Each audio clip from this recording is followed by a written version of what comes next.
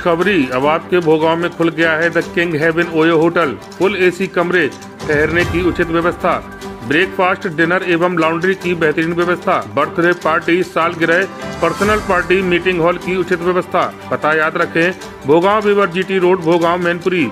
Proprietor Arvind Singh. Mobile number 9258597071, 7668259098। अधिक जानकारी के लिए गूगल पर सर्च करें। एक बार सेवा का मौका अवश्य दें। पहले टिकट आवंटन किए गए थे, लास्ट में फैसला बदल दिया गया, शिवपाल जी को वहाँ बधाई भेज दिया गया।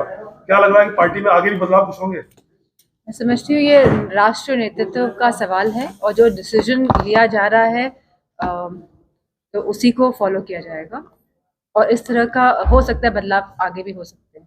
कांग्रेस और सपा में लगभग गठबंधन तय हो गया। आज शाम को प्रेस वार्ता भी शायद हो सकती है। 17 सीटों को लेके जी हुआ है कुछ ऐसा? अगर आपको सूचना मिली है तो कोई फैक्ट्स तो होंगे तभी आप तक सूचना आई है। नहीं, 2-3 सीटों को लेके कुछ अभी, लेकिन अब आप पे सूचना आई है तो मैं समझती हूँ कि कोई ना कोई सच्चाई होगी इसमें।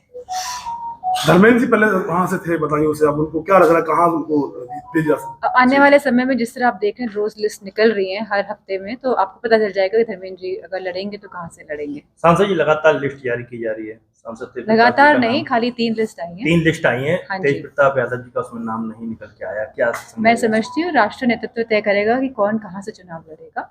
और राहुल गांधी ने एक बयान दिया है कि यूपी के युवा जो हैं वो रात में शराब के नशे में सड़कों पे घूमते हैं। यूपी के युवा जो है वो शराबी है, रात भर सड़कों पे मतलब डांस करते हैं। मैंने इस तरह का बयान नहीं सुना है, पर मुझे ये पता है कि यूपी का जो युवा है वो बेरोजगार घूम रहा है, उसके पास काम नहीं है, वो हताश हैं, उसकी आशाएं धीरे धीरे कम होती जा रही हैं क्योंकि सरकार नौकरी नहीं दे पा रही है। अगर नौकरी आती भी है पुलिस में, आपने देखा होगा किस तरह पुलिस की नौकरी में भी अब जांच का विषय बन गया है क्योंकि पेपर लीक होने का भी सवाल उठ रहे हैं। तो मैं समझती हूँ, और जो यहाँ पे $1 ट्रिलियन इकोनॉमी की बात हो रही है, जो यहाँ पे डिफेंस कॉरिडोर बनने की बात हो रही है, जो यहाँ पे इन्वेस्टमेंट समिट की बात हो रही है, जहाँ कह रहे हैं कि लाखों करोड़ रुपए उत्तर प्रदेश में आ रहा है, तो अगर उत्तर प्रदेश में इस तरह का कोई भी इन्वेस्टमेंट हो रहा होता तो मैं समझती हूँ कि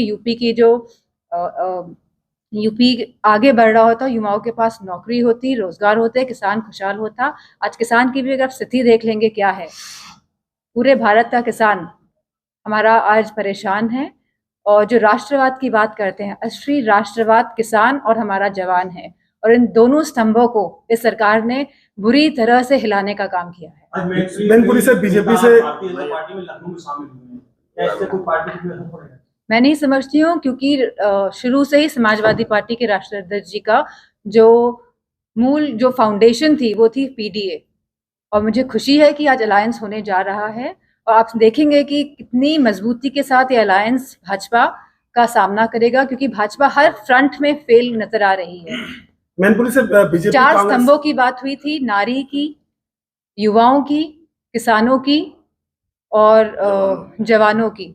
तो मैं समझती हूँ कोई भी खुश नहीं है, और स्पेशली जो ये अग्निवीर योजना लेके आए हैं, जहां हमारा गांव के किसान के बच्चे फौज में जाते थे, जहां अर्थव्यवस्था सही होती थी हमारे गांव की, तो उस सब को बर्बाद करने का काम अगर किसी ने किया है तो 10 साल की केंद्र की सरकार और लगभग 7 साल की उत्तर प्रदेश की सरकार ने किया है। केशव प्रसाद जी का नाम आ रहा है बीजेपी से, मैनपुरी से केशव प्रसाद जी का जो है नाम बताया जा रहा है लोकसभा चुनाव लड़ने के लिए। मुझे नहीं पता है। और सांसद जी किसान लगातार कांग्रेस ने पोस्टर जारी किया है जिसमें राहुल गांधी को श्री कृष्ण दिखाया गया और अजय राय को।